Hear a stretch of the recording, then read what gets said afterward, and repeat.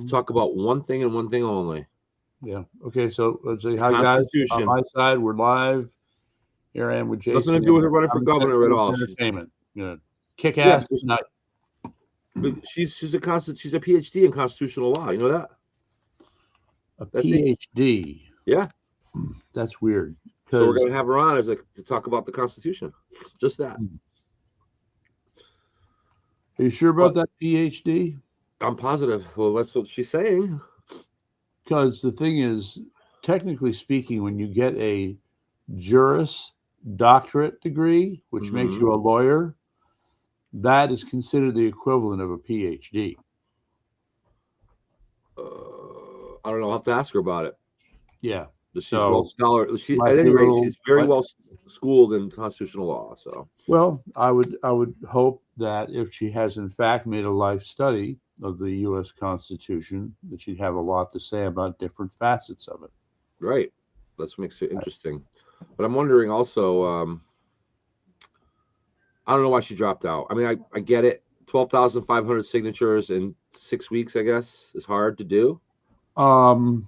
I would say, first of all, for all the effort that she's put in, all the time she's done, for her to have raised as little money as she did, and to have garnered support of so few delegates, you cannot have a louder message that says don't run. Well, it's too money bad, she's the best and candidate. Votes. Okay, so no, she has some contributory supporting role to provide, and I don't know what that's going to be yet, because, I think it's fair to say she's not exactly going home.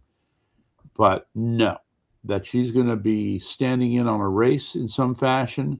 She knows what a mess that's going to be, and she's in a weak position. If anything, this guy for lieutenant governor, Tim Eckert, who got 20% of the votes, would be a better shot for a primary, but he isn't going to do it either.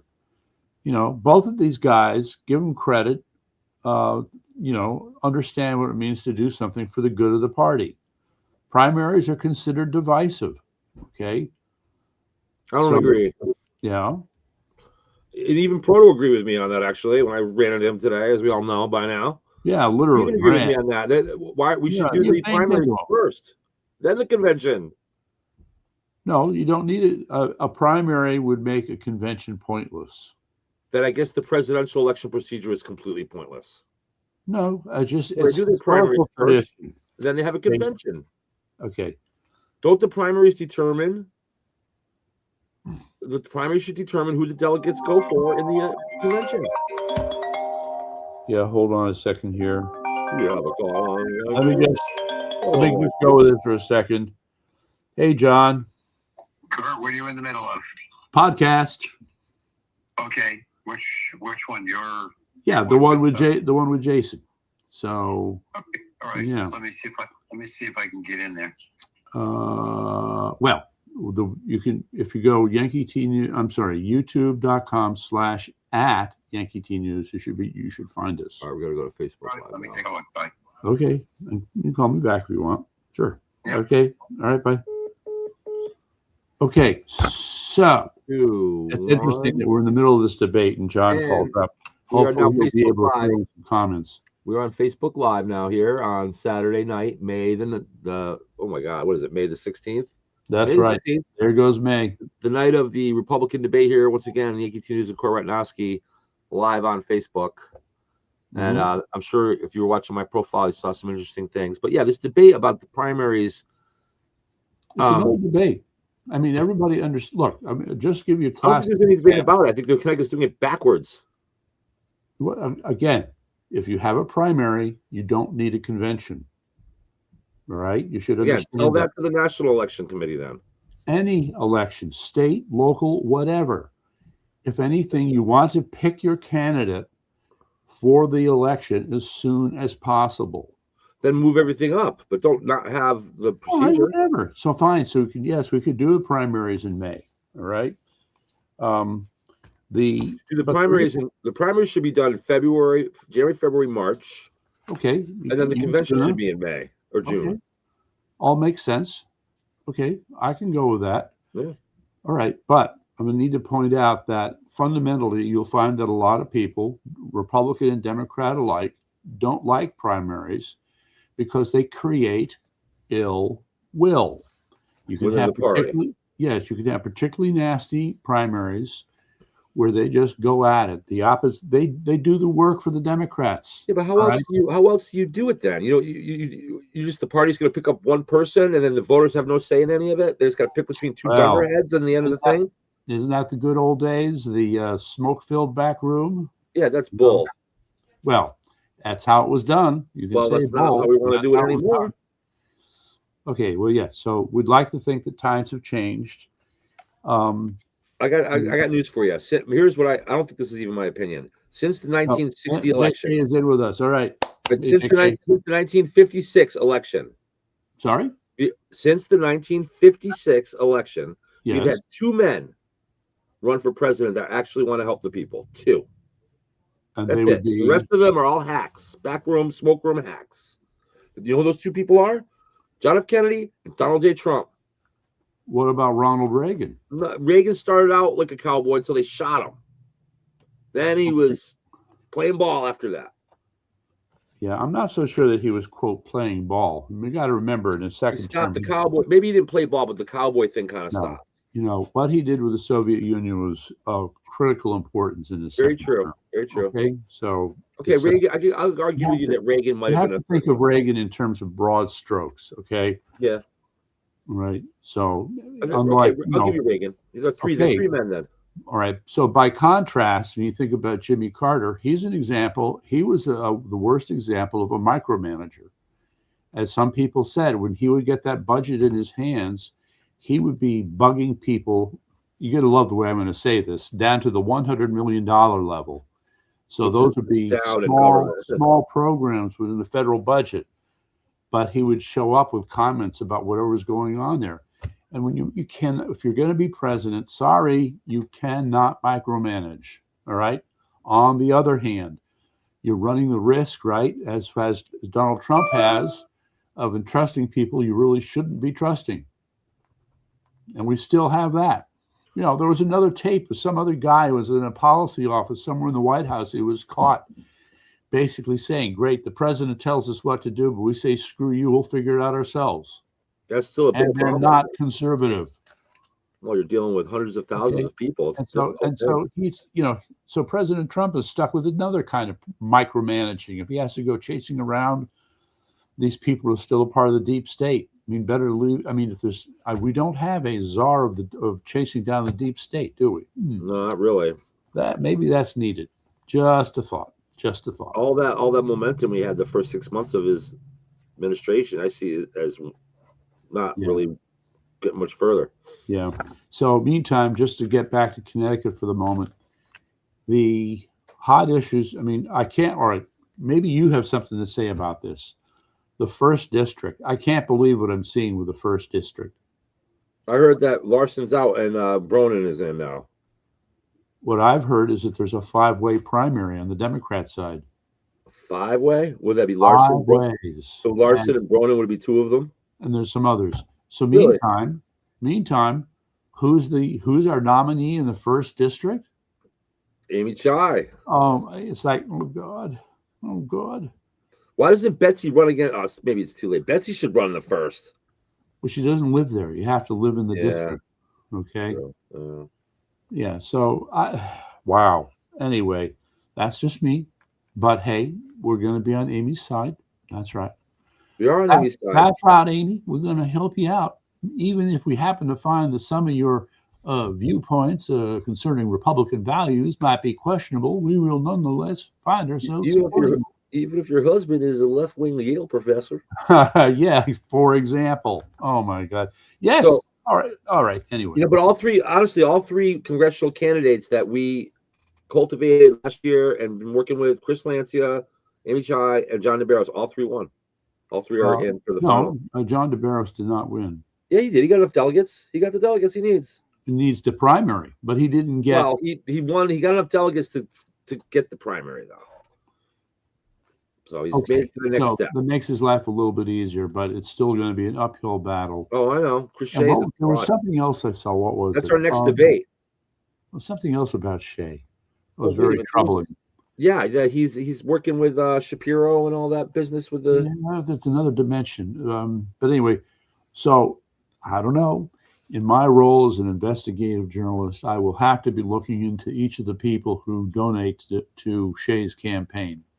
And, they will tell you that it's okay to have donors outside the district. But you know what? It's a bad look. Okay. What if 60, all right, first of all, it's just in terms of numbers of people. If 60 or 70% of the people on that list are outside the district, okay, you know what? I'm thinking you don't have real support in your district. All right. And now in terms of dollars, here's the weird thing, right? What we're going to find with Shea is he has all this money, but the actual base of support in the 5th district is squat. Minimal, yeah. Yes. So how does he expect? And so Chris, just my opinion.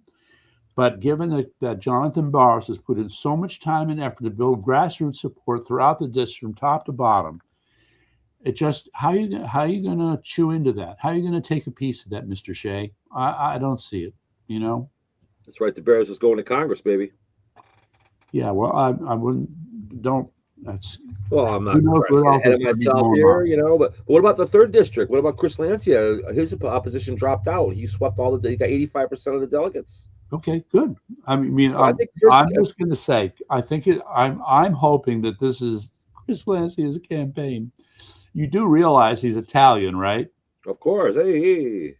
Have you heard the way he talks? Yeah, I've talked to him on the phone many times. It's hilarious. I had a nice talk with him. It's gonna be hilarious. Oh God, I love it. Mamma mia. Yeah, no, it's gonna be like Chris has got to go to the inner cities. If you and they translate. It means you're no better than a rotten piece of cheese, or it's just. Oh God. It's gonna be good. Yes, it is. But the thing is that Lancia is he can't make the same mistake that Steve Orozco made when he ran for mayor, and that is to ignore the inner cities. Can't do it. I mean, some people have criticized Chris for not moving his campaign far enough, fast enough. That he's gotten here, good for him. But he does have support from the Central Committee on some level. So yeah, but that's not enough. It's the same thing as with Jonathan Barros. You got to have grassroots support. It's harder, in my opinion, to have it in the New Haven area, but hell. You got to go into the cities. You got to go into the inner cities. He just hasn't done that. Not that most politicians see as a problem. They look at Steve Orozco would argue with me. He's running for mayor last fall. He pointed out these large number of Democrats, these large numbers of unregistered voters, and he looked at that as a problem. I see it as an opportunity. Yeah, well, I agree. It is it is an opportunity. That was his demise. Okay, so if anybody's listening. 2 pieces of sound advice. 1, for your campaign, you must find yourself not just a treasurer, not just a campaign manager, not just a communications manager. You need someone who's going to be your volunteer coordinator. All right? It's going to be that person's responsibility to hold your flock together. Hold everything together, right? All right. And then communication with you the different aspects. Okay. And then the second piece of advice is that for each person who's volunteering your campaign, you give them a job title. All right. They got to feel like they're a part of it. So it's about you're the assistant, you're for ward so-and-so, you're the director of this thing for this manager, whatever it is. Yes. So to build up that sense of team spirit is so crucial if you're going to have these people hang in there with you from beginning to end. And you got to, I would say the same thing to Fazio too. Mm-hmm. If he doesn't do enough in the inner cities, he too will not become the governor. Well, this is his is the taller order. We know this. The image going for him. He's got the image going for him. That's half the battle. Yes, he does. Okay, so by the way, my advice. So let me tell you the story. Right, I told you I got interviewed by Channel 12. I thought that was pretty funny. Yeah, I thought that was cool. Yes, I was interviewing the chair, and you were interviewing 12. Frank. His name was Frank. But By the way, I have to tell you, the equipment he was using should be our model too. Okay. I already have that written down. It's a cell phone monopod, right? The stand, Yeah. cell phone, microphone. It holds it on all fours like this, so you can walk in. And then on top of that, he had this like little LED lamp. Yeah. It's about, let's say, maybe 3 by 4 inches, a rectangle. And yeah, so it puts out all this light, and even in what seemed to be a well-lit space like the convention hall, he felt that he needed that. But there it is. And then the other thing, which I thought was interesting, light is important, was he had the camera on. So what he did then was he closed up the stand and he raised it up over his head so we could get this panoramic view of the whole convention hall. I thought that was a clever little thing. It makes you wonder what other tricks there are. Well, when Fazio was being interviewed, they had a bunch of microphones in his face at the border, and I had this thing here, my phone. Yes. I'm thinking this is the part where I have the microphone with the CSNE label on it. Yeah. So I mean, was yours able to pick up his voice pretty good? Nah, not as good as I would have liked. Okay, well that's why you need the microphone. That's right. Microphone. Yeah. So there you go. Stuff's coming. So that's where the fundraising comes in. That's why you got to work that stuff out. How did you do with the attorney yesterday at Farmington? Do you see potential for that? Mr. Becker, if you're listening, I have complete respect for everything you said. But I have to say, I'm going to put it this way, Mr. Becker. It should be Dr. Becker if he got a PhD in philosophy. Yeah. Dude. So Dr. Becker is more appropriate. I mean, God bless him, but he's been down the road. Okay. He's served on different boards and commissions. He's been in all kinds of campaigns. He's seen these people up close and personal. And what has happened is it's like he's developed an allergy for the Republican Party or for politics in general. Yet he finds himself there.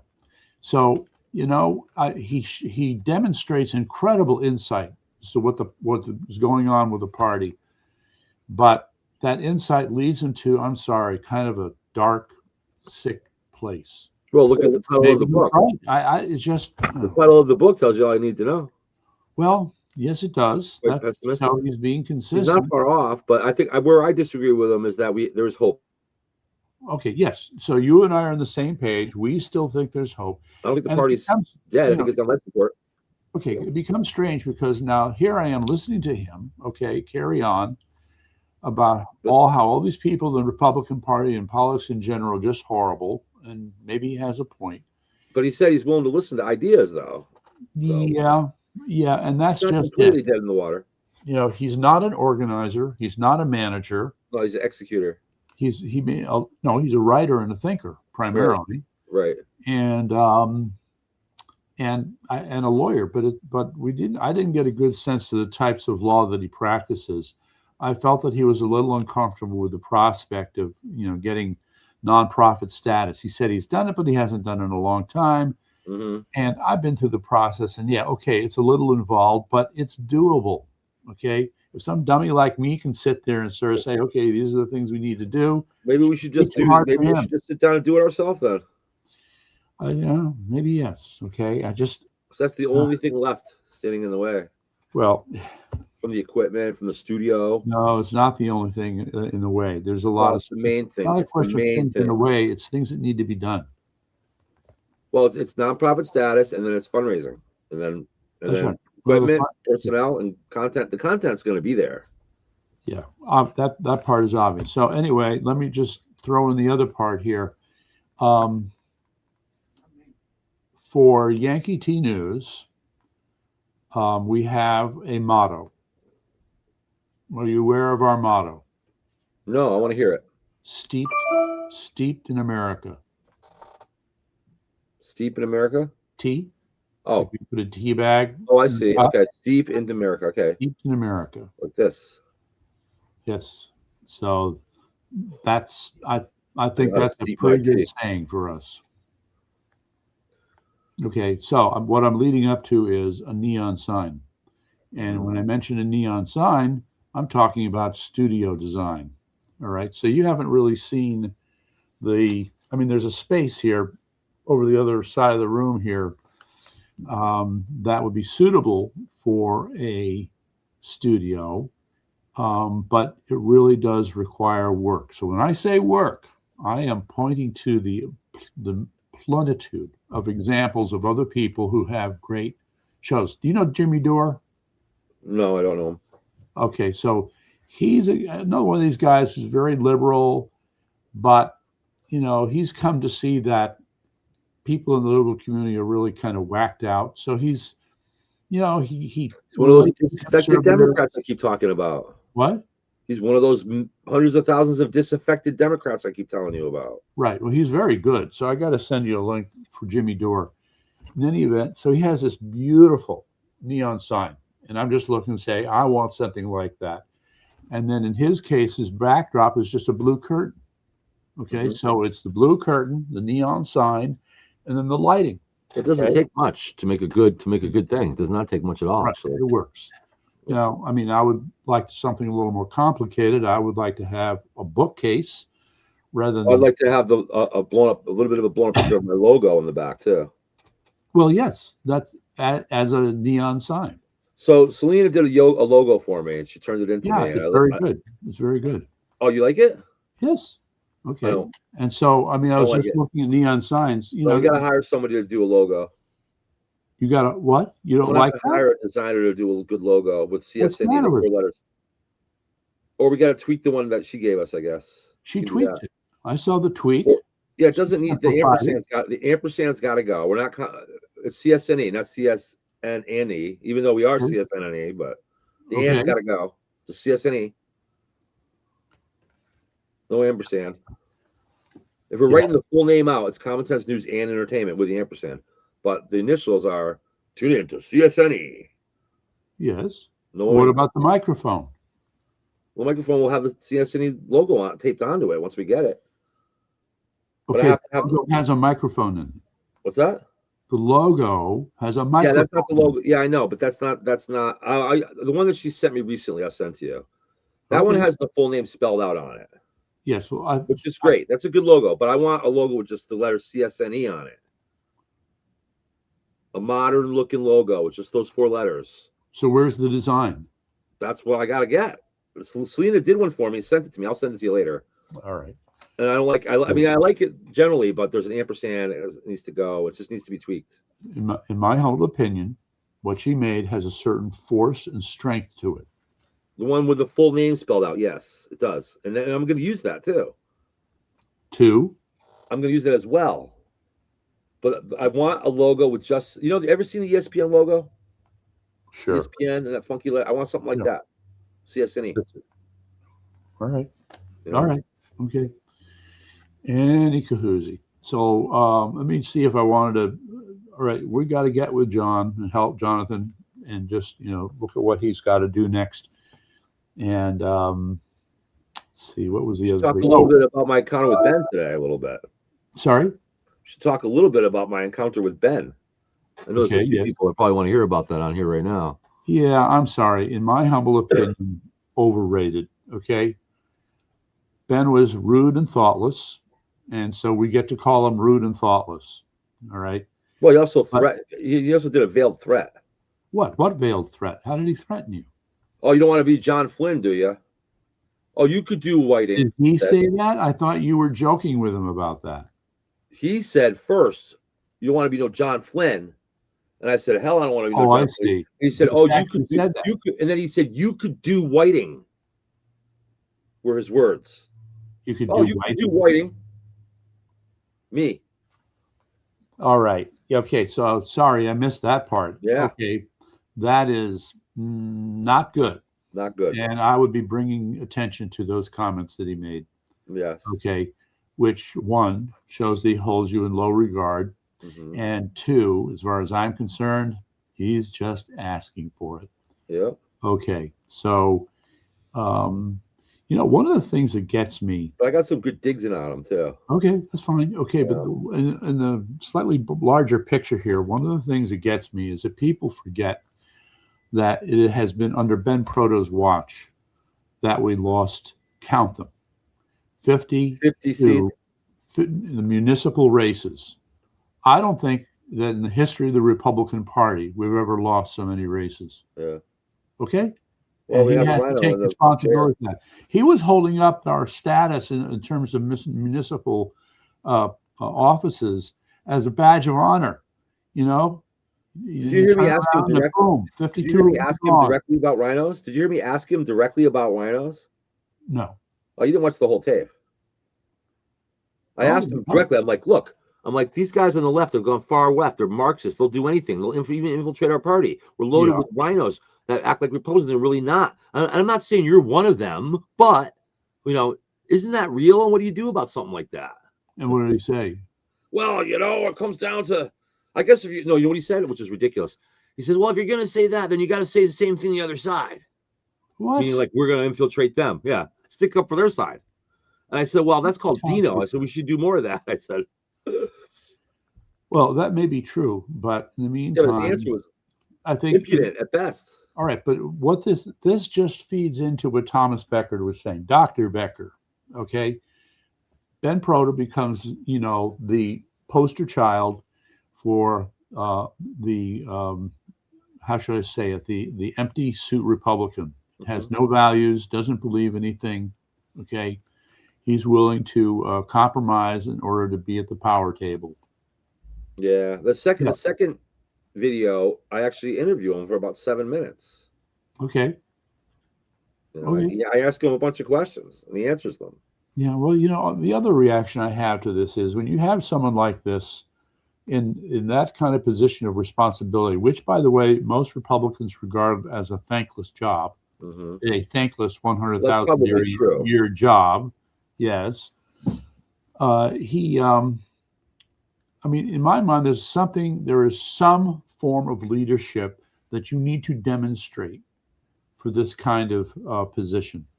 Now, I say that recognizing that he's supposed to be watching over how many RTCs?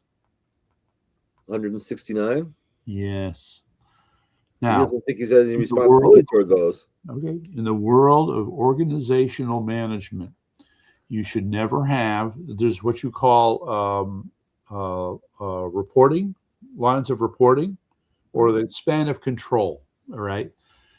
So if you have a large organization and so let's say you've got levels number 2, 3, and 4 in your organization. In each of those cases, for the person up at the next level, he should never have more than 7 people reporting to him, because there's a bandwidth limit in terms of being able to manage all the different issues associated with each of these people reporting to him. And from practical experience, that number is 7. You shouldn't have to break it down to any more than that for any organization anyway. No, 7 is, I'm telling you, 7 is the limit. Yeah, right. Okay. So it could be 6 or 5, fine. But 7's a limit. So let's look at this the hard way. If you were going to do this right, and the Connecticut GOP is not set up this way, which is why they suck at grassroots organization, you would have, let's think about this now, let's divide 7 into 169. All right, I'm just being practical here. I'll get 24. Something like that. Let's see. Form change. 169 divided by 7. Yep, 24. Okay. So at the first level of organization, you're going to need, so you have 24 junior managers. Okay. And then together they're interacting with these RTCs, right? Mm-hmm. Okay. Now let's divide this by 7.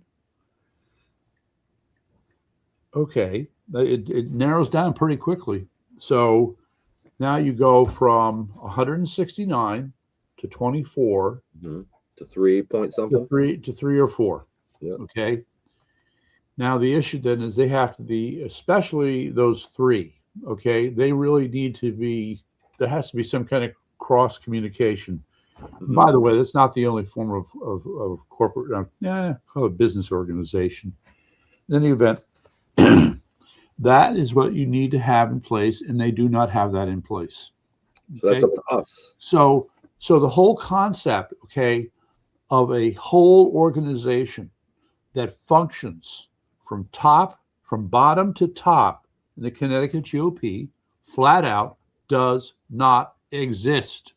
And if we brought a plan to the table with Ben and the committee that would make it exist, what would they do? They'd stand in the way of it. Probably. Well, yeah, that's okay. But anyway, this is the challenge we're presented with, okay, for Project Red Hawk. So we have to create that structure. It's up to us. Okay, and I trust that it will come into place as we're moving along. Okay, just saying. Okay, so maybe we should divide the map at some point into 24 of our own little zones and start. Just to tell you the story, okay, back in the early Tea Party days, the gentleman named Bob McGuffey, actually it was Bob and I who sat down and made just such a map. He said, if we were going to find a way to work with these RTCs around the state, what would this look like?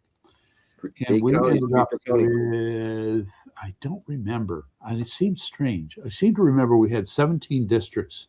We subdivided the map for Connecticut into 17 districts. So the point being, there would be one person in each of these 17 districts who would work with those RTCs. And then those people would constitute sort of the next level of management for communicating. But all these things that I'm saying, they weren't even thinking about back then. The party doesn't think about it today. You know, how you suppose it's just social media can help with that kind of stuff. Yeah.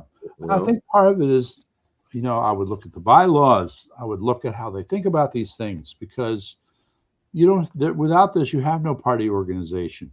Why even talk about party organization? So what do you think would happen? Now, at the end of my conversation with Ben, we actually ended pretty cordial. And he said he'd come on the podcast, which I don't believe, but he said he would. Yeah. He said, contact me, we'll make the arrangement. So let's say he used to come on the podcast. Yeah. We sit down with him and say, Ben, you have this structural plan with 24 zones and this and that. We can do this, Ben. Let's work together. What do you think he'd say? Yeah, well, we can have that conversation with him. But you know, the funny thing is that it would, quote, empower him. Now he's suddenly got this, dare I say it, corporate hierarchy beneath him. But the money that it would take to make that work is a hell of a lot more than they've been able to raise. So, you know, he's going to point to that as an excuse, and I can't exactly blame him. But, you know, the more fundamental problem, and again, I go back to Dr. Becker here, is that I feel like most people in the state as Republicans have lost that fighting spirit for being a Republican. And if anything, the criticism that has been made, and I think it's true, because the Republicans have been a minority party for so long in the state of Connecticut, they have developed what would be called beaten wife syndrome. All right. They are used to being reviled, attacked, you know, intimidated, pressured, everything by the Democrats, and they just take it. I mean, Rob Sampson has complained, but because you don't have a strong grassroots under the party, there's no oomph that's going to come in. That's where support them. That's where we come in. That's where our events come in.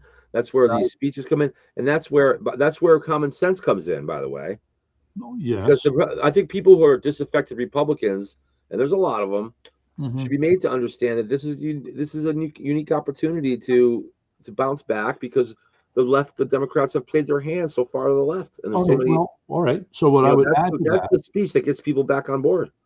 It's almost like a meatball coming right down the plate in terms of the issues. You wish.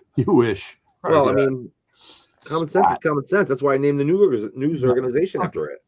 The other way I want to try and think about this. All right.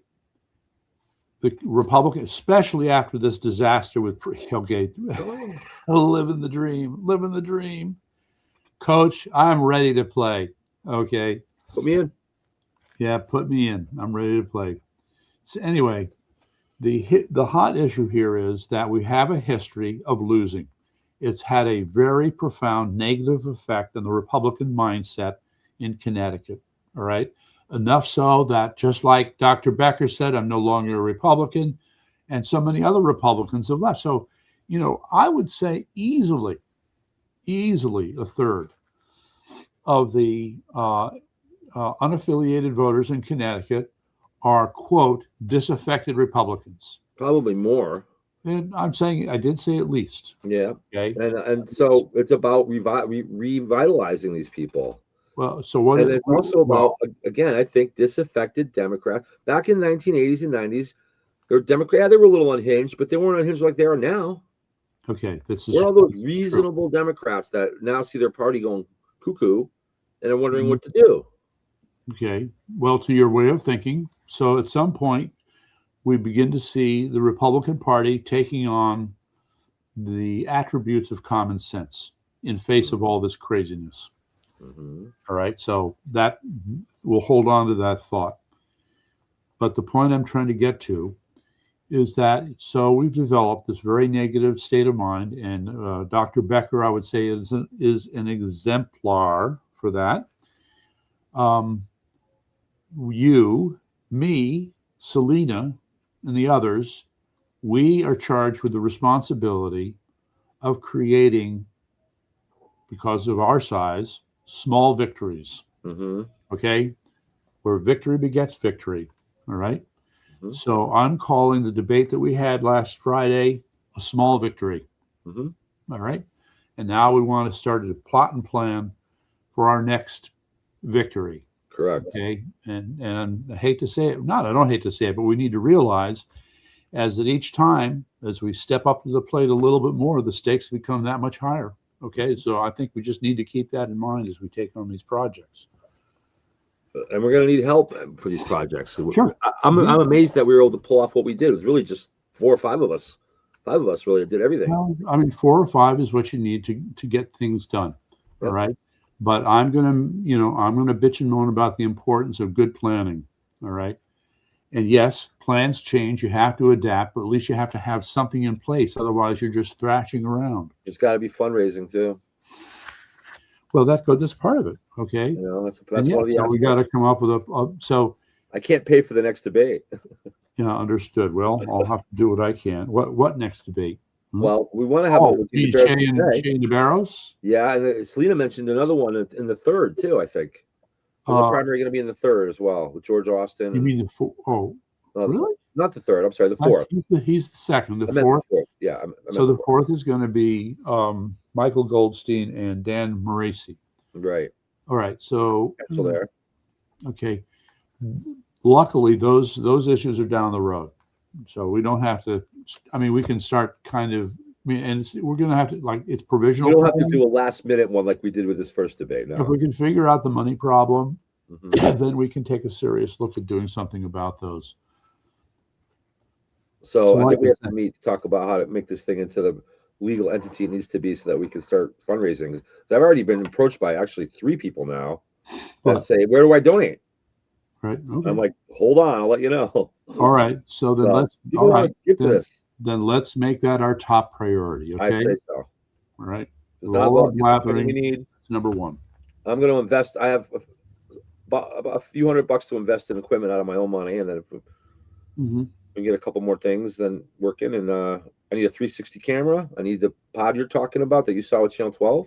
So how much is a 360 camera? They're pretty expensive. They're probably $800 or $900. Now, and why do you need that? That provides the ultimate protection when we go into the lion's den. What? It provides ultimate protection by covering 360-degree wide angle around you. To stop somebody's about to hit you over the head. That too, and if somebody accuses me of something, you get accused of things. You have to, or if somebody attacks you from a certain, you got to be able to cover what happened completely. Now, it doesn't mean we're not going to go forward without a 360 camera. We'll start without one, but we ultimately want one. That's it's not mission critical to get operations started, but it's definitely an important part of the plan. Yeah. Now, for what it's worth, just to mention it, there's something that Eric and I got a long time ago, and I'd say it represented our collective disgust with the system. So we came up with the concept of Speak the Truth. And the logo for Speak the Truth was a guy holding a camera. Because cameras don't lie. It's the people that slice them that lie. So speak the truth. Yeah. And we actually made a banner. If you know, like when you look at, how do I want to describe this? A lot of these, like say a press conference or something, and it's being held at some institute. And then behind it, right, they'll have a banner that has the name of the institute repeated on it. Mm-hmm. You know what I'm talking about? Yeah. Yeah. So it looks like that. So it's a Speak the Truth, and the image of Speak the Truth with the guy with the camera, it's repeated on the image. So that's, and there's a frame to go with it. So what, a 6 by 8 foot frame to put it up. I don't know. Maybe this is something that needs to be revived. I'll have to ask Eric about it. Sounds good. Yeah. I think that all the ingredients are kind of there, stirring around. We just got to put them together. We're almost there, I think. It's just to take. Well, I don't know about almost there, but I think we're getting closer. We're getting closer. No, God's will. We're accomplishing things as we move along here. It's not, we're not stagnating, so that's good. Yeah. Okay, so I'm going to say that was probably good enough. We're chit-chatting about Connecticut, but now I got to do a little chit-chatting about Iran. Oh, here we go. Back to the mullahs. Well, not just the mullahs. Are you aware? I think the estimate now is 80,000 gallons. 80,000 gallons of what? Oil? Spilled into the Persian Gulf? From the attack on the ship? Yeah. Hold on a second. There's sometimes... It's speedy delivery. Yes. Hi, dear. Okay, on my way home, another 2 good performances. Yeah, no, it's just awesome. I know. I'm going to tell the audience. We're doing our podcast at the moment. But yeah, okay. So we'll be done here in about 20 minutes. All right. Yeah, All right, bye. Yeah, so I just got to mention it, by the way. So my older son has been in this musical, and they've been doing The Wedding Singer. So here's the problem. There's actually a book called The Wedding Singer that led to the making of a movie called The Wedding Singer. Mm-hmm. Now, I don't know if you remember the conversation I had with Robert there when we were at the Wooden Tap, but I said this musical is one of the worst musicals I've ever heard. The movie sucked. And the movie sucked. Yeah. Okay. But Robert said, no, I loved it. I thought that it was one of the best things that Adam Sandler ever did. Yeah. Wait, that's not how Robert talks, by the way. No, Robert is not like that. Let me just say. A little bit lower tone than that. You take 2, not 1, but 2 top fire hydrants and put them together, and you've got Mr. Robert. Okay? This is one big, I mean physically big, badass dude. Yeah, you want him on your side. Yes, Let me just tell you. Oh man, jeez. And he's a Marine. I mean. Okay, and here we are disagreeing over The Wedding Singer. Okay, what the hell happened? Yeah. Okay, all of that. Happy Gilmore is his best movie by far. Yeah, all of that said, okay, the way they did this musical was outstanding. Okay, so it's Vista. It's a community for special needs kids, and what they do is they bring in some ringers. And I'm always a little not happy with bringing in the ringers, but they're able to do a balance. And so in this show they hit that balance really good. And then I think the part that's funny is when you say a ringer, what do you mean by that? Someone who has no special needs, basically a regular. Yeah, right. So someone who's quote outside the community, quote unquote normal or whatever. Well, normal. So I mean I would say the way to it's a curious way to think about it, but I'm okay with it. Is that these community performances, such as handled by Vista, end up being a showcase for new talent. Okay, so they get some performance, they get a track record, they get it under their belt, they're done, they move on to the next one. And I'm okay with that. But sounds like a symbiotic relationship to me. Yeah. So it's a guy named Neil who's been the director, and he's sort of embedded himself in the whole thing. But anyway, Eric asked me if I've ever done any acting before. Sorry? Eric asked me the other day if I ever done any acting before. Yes, and I thought I'd be a good actor. I don't know. Yeah, no. Well, in my case, I was like this close going to acting school. Yeah, I tried out for a couple plays when I was a kid. I wanted to be in the Wizard of Oz. Yeah. I Okay. didn't make it. They offered me stagehand instead. Oh, brother. Okay. Oh, this kid can't Well, act, but he looks like he's strong enough to. I'm too real to act. I don't want to be somebody else. If I needed to do it, I could do it. well, acting is It doesn't appeal such to a me. strange profession, but you have to remind yourself that the whole concept of theater and plays and performance, it goes back as long as, you can date it back to sitting around a fire and telling stories at night. Right. It is the original form of entertainment. What? It's the original. To me, it's the original form of entertainment for people. Yes. I mean, what else would they do before that? Yeah. Nothing. I would say. Get up and do charades, act out stuff, and there you go. Original form. See, invest in Dawn.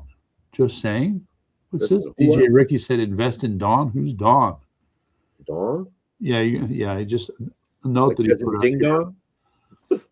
Dawn soap. What? Oh, Dawn. Dawn. DAWN. All right. Maybe DJ Ricky will explain it. By the way, DJ, we've been having a little bit of a discussion. So take note, Jason. Take note. The name of the band is Rum Runners. Rum Runners. I remember that name. Yes, Rum Runners. For our music Dawn Dish Show. For what? Dawn Dish Show? What? All right. I'm sure he'll explain. Annie Kahoozy. All right. So back. Do you use the Dawn Dish Show for the oil spillage? Is that what you're talking about? Oh, geez. All right. Grease. Anyway. Dawn cuts grease out of your way. Yeah. There you go. Oh, yes, there you go. All right. I should have figured that. I'm a little slow. 80,000 gallons of sludge polluting the beaches of Carg Island and other places. So how much is 80,000 gallons? I looked it up. It's a lot. So you know what the main oil tanker is, what they call a VLCC, a very large cargo carrier. And they hold 1 million gallons, don't they? Those will carry approximately 250,000 gallons as a full load. 80,000, so that's like a quarter. It's more like a third. Giant oil tanker that they've spilled. And so the problem, I think, so here's 32% to be precise. What? About 32% to be precise. Showing off your mathematical skills again, I see. Got to do it. It's good Alzheimer's preventative. Yeah, and it's work. By the way, you're trolling me. It's working. Okay, so all right. So the point I want to get to here is this may be a measure of just how desperate the mullahs are becoming. All right. So here's the dilemma. All the experts are saying that if all the storage facilities get filled with oil, then they have to turn the oil pumps off for these fields. And apparently restarting those pumps will be very difficult and in some cases, maybe even impossible. So we're talking a big disaster, all right, if this is true. So it seems like they're looking at this and they're saying our only other alternatives, we have to keep the pumps going. We don't have any other place to put the oil. The oil just starts spilling into the Gulf. Exactly. And that's actually, from their point of view, that's actually a good strategic move for them because that's going to muck up. Yeah, well, just a small environmental disaster. Yeah. And then, this turns them into a bad actor for the whole Gulf, right? Because this oil is going to go everywhere if they keep doing it. And, it's at that point, what becomes an act of war? If you're ruining the environment for everybody in a confined from the standpoint of like the Persian Gulf. Yeah, from the point of view of say the United Nations, man. Yeah, when are you going to finally stand up and realize these people are fighting? We already know they're at war. United Nations. What are you talking about? The United Nations. What a joke. Well, no. When you say when is it going to be recognized as an act of war? Well, the United States has already recognized Iran as at war. It's the rest of the world. It's going to be United Arab Emirates. It's going to be Saudi Arabia, Qatar, European Union.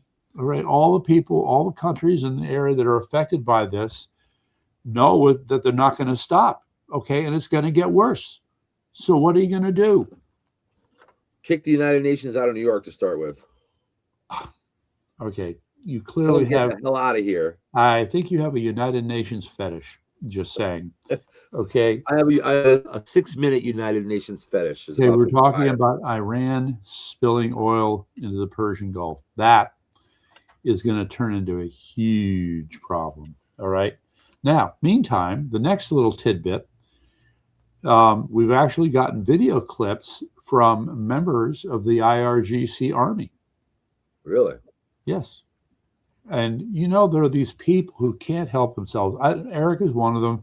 These people will take pictures of their dinner. Have you seen this? I've seen that. I find it odd. Yeah, I do But too. a lot of people do it, so I don't know how odd it is, but it's Well, not. I've never done it. Guess what? The IRGC has decided to curate their dinners for us. Okay. All right. What are you going with this? All right. Well, where I'm going with this is they ain't feeding them shit. You want to know what a typical dinner is for a guy in the IRGC? Alpo and bread? Close.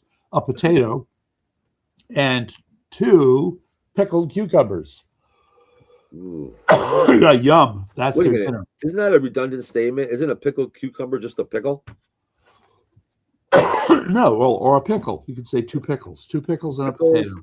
And It's bizarre. So anyway, now I look at this. bread and butter pickles I can live with. Okay, so the soldiers are trying to show these pictures of what they're eating to show how they're being mistreated. I would think, okay, but That's what I you don't get know. when you fight for thugs and But dictators. why am I thinking of this? I don't get it. Why am I thinking of this? I'm thinking of ready, I'm blood ready. in the snow. Blood in the snow. Blood As in the opposed to rain on the scarecrow and blood on the plow. No, the point I'm trying to make is that our American Revolutionary Army suffered beyond measure Yeah, for they their did. belief in this country. That's Okay, how you it works. remember the story about how many of them had no shoes, they had rags tied around their feet. And you think Iran is trying to Over the recapture this? weather, You think and they Iran were is trying walking to? along, and their feet were bleeding, and people saw blood in the snow. And you think because of what Iran is happened. trying to create that same type of imagery for No, themselves? I don't. No. It's just Iranian soldiers complaining about what they have to eat. And I don't know. On the one hand, my reaction is, dude, okay, you're having trouble getting paid, which is true for the American Revolutionary War soldiers. That's true. Food ain't the greatest. That was true for the American Revolutionary War soldiers. So which way are you going to go on this? Either you believe in your country or you don't. And some in the American Revolution, some went home and some didn't. That's correct. Okay. So, Matter of fact, the majority of them left. Sorry? A majority of Washington's army left. Yeah, I don't remember what the numbers were, but yeah, we were down to just a few it was like thousand, as I 2/3. recall. Yeah, Now when spring came, a lot of them came back. Yes. Well, not just spring, but the victory in Princeton and Trenton. Want to be part of the winning team, right? Well, that's it. As I just said, victory begets victory. So we're kind of in a similar position here. And the British soldiers were committing atrocities in colonial homes in the early part of the Revolutionary War, which would inspire people to come fight. Yes. Let's see. I find the period 1779 to 1781 very interesting, especially when you look at South Carolina. Mm-hmm. You remember Swamp Fox? Mm-hmm. That's the guy from the Patriot. And who was the bad guy in this story? General McClellan, was it? No, that was Cornwallis. Oh, but well, no, Cornwallis was the bad guy, but it was his errand boy whose name was Tarleton. That's the guy. Right.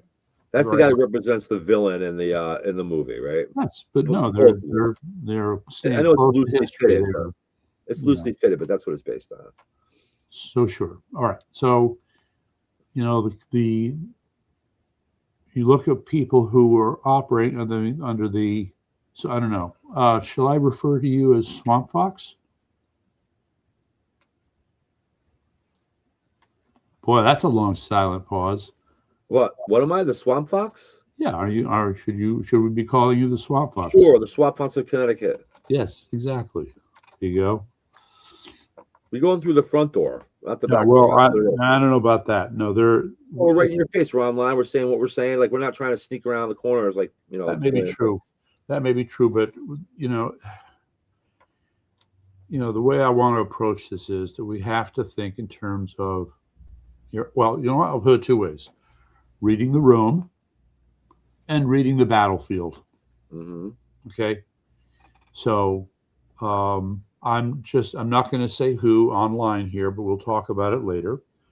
But one of the people who have gotten the nomination for his office of choice will have to deal with the fact that he is vulnerable to opposition research, the Democrats, Mm-hmm. in a manner that may not be so much unlike Aaron Stewart, but just saying. Okay. And so my message to him is going to be, you better figure out how to get in front of this problem. And knowing how they're going to do it, which will be the media, okay, which will be social media, which will be God knows what else. My fantasy is that you'll need to create what I call a killing zone. So anybody who comes after you, they're going to have a certain message, a certain approach. You want to make sure that they land foursquare in the killing zone. That's just me in my fantasy. Okay. Okay. So, I mean, the point is that we have to think of all kinds of ways in which to push back against these creeps. Mm-hmm. They don't care. And just oh my God, what was it that Lamont was saying? I can't remember. Catching them in interviews on live on camera is a really good way to describe these people. Yeah. Okay, I know what Tong drives now. I'm gonna find him. Yeah. Well, so I have an order out. I would like to request a meme. The meme needs to be of Mr. Tong. And the caption is Tong speaks with a forked tongue. And it shows the forked tongue. Okay. And maybe we can even make the eyes a little bit like a reptile. That might be a nice touch. Some scales around the sides a little bit. Yeah, I think, he speaks with a forked tongue. He is a snake, so. And so I mean, this issue of forked tongue really centers on stuff about sanctuary state. And one day he says Connecticut is sanctuary state, and the other day we're not. Do you know who walked by when I was in the middle of talking with Ben? Gino did. Gino G. Devon. Oh, yeah, sure. Walked right by. Hey, how you doing? Right in the middle of the whole thing. Oh, the whole interview with John. You got to watch the whole video. You haven't seen the whole video. We actually interviewed him for 7 minutes afterward. Really? Yeah, 7 minutes we talked. That's crazy. Yep. All right, so maybe I have to say that, ladies and gentlemen, it appears to me that Mr. Ben Proto and Jason Douglas have what might be termed a love-hate relationship. No. Yes, it's a love-hate relationship. No. He called Todd Heck, the guy from the Virgin Islands, he called him. He says to me in the middle, on video, he says, I said, we got to talk sometime. He said, we'll talk. He says, we'll talk about the Virgin Islands, he says. Yes, you told me this. Yes. Yeah, and he says, Heck is crazy, he said. And then he's the one that's got the wild eyes and grabbing at my phone. He's the nutty one. All right. So, well, but he said he's going to be on the podcast. You think he will follow through with that pledge? All right. Well, I think we have to carefully plot our questions for him. Yes. And just to make the point, when I interviewed him a couple of years ago, he inspired some thoughts, which I've mentioned to you before. So I'll just review them again. Listen to him, and this, by the way, is before he lost the 52 seats. So he's carrying on part one about my job is to win elections. That's exactly the opposite of what he told me today. Oh, what did he tell you today? He said my job is not to win elections. What is it then? He said that's what it's not my job to get the 15%. They got to get the 15%. Well, that part is true, but no, his job description as the chairman of the Connecticut GOP to help win elections. Yes. Yeah, no, I know he denies that. Okay, no, he can't deny that. No, and you know what? I think if he's put on the spot, he'll clarify, and you'll find that he ends up saying, "Yes, I got to win elections." It's too bad you suck at it. But right? I asked him about the Barrows too. Yes. Directly, I said, "Look, John DeBarros is doing things a little differently." Yes. At the very least, you want to stand out of his way and let him be unhinged, but you put people up against him. I asked him why do you want to stand in the way of him when he's got all this grassroots support? Why not just let him run? Why not help him out? Yeah. Well, he started talking about how he has to have more money and started acting like he was trying to help John when he's really not. Help him get more money. This is what Right. I don't understand. Right. And The answers are since we're very. talking about John DeBarros, we're gonna rub in the other one. We're gonna rub in the other one. Okay. That's right. And then Preto's answers to his questions are designed for the ones that aren't thinking things through. Mm-hmm. Well, They could easily float by somebody who's just bad habits. Okay, it's bad habits in my mind. These bad habits have gone on for too long. And yes, I'm saying that you, me, Selena, and a few others, we have a role in fixing this mess. That's right. We're Just a underway to do role. it. We're not the answer, but we have a role in fixing the mess. Just say. That's right. All right. Well, with that, do you have anything else you want to bring up real quick before we check out? Okay, the part that I wanted to emphasize that I didn't get to finish is that I'm going to put this right. We've talked about this before. Jonathan DeBarros has the model for success in the inner cities. Yes, he does. Okay, so I think one of the roles that we have is to somehow get his model working in the other cities. I don't know who we're going to find in our travels, but I think we're going to find some. I'm trying to tell Chris Lancia that. You better listen. No. We're looking for people who stay at home. He wants to go to Washington. All right, so we need people. Are you talking about state positions? Yeah, okay, state representatives. State positions. You're talking about. All right, let me go back to my other main point here. I got to get it off my chest. I've talked about how this party needs. Where are my fingers? 3 things. Do you remember what the 3 things are? Money. No. That's not one of the 3 things? That's a part of it, but no, in terms of organization. Oh, yes. Grassroots organizing. Mm-hmm. Winning, or I'll call elections management, mm-hmm. and a strategy group. Okay. There is no grassroots anything to talk about with respect to the Republican Party in Connecticut. Mm-mm. Okay, the closest thing to a grassroots movement is to be found in the second layer, okay, where in the 2 months in the run-up to an election, you finally begin to bring people out and try to help your candidate win. That's starting way too late. And we see the results. Which is right. Getting back to what we said earlier about the election calendar being all out of whack too. Yeah, no, another good point. You're right. Okay, so then the other thing is having a strategy group. I mean, yeah, great. I can't believe I'm saying this, but you, me, Dr. Becker, a few others to sit around and plot strategy in terms of what it's going to take. James Mayer. Yeah.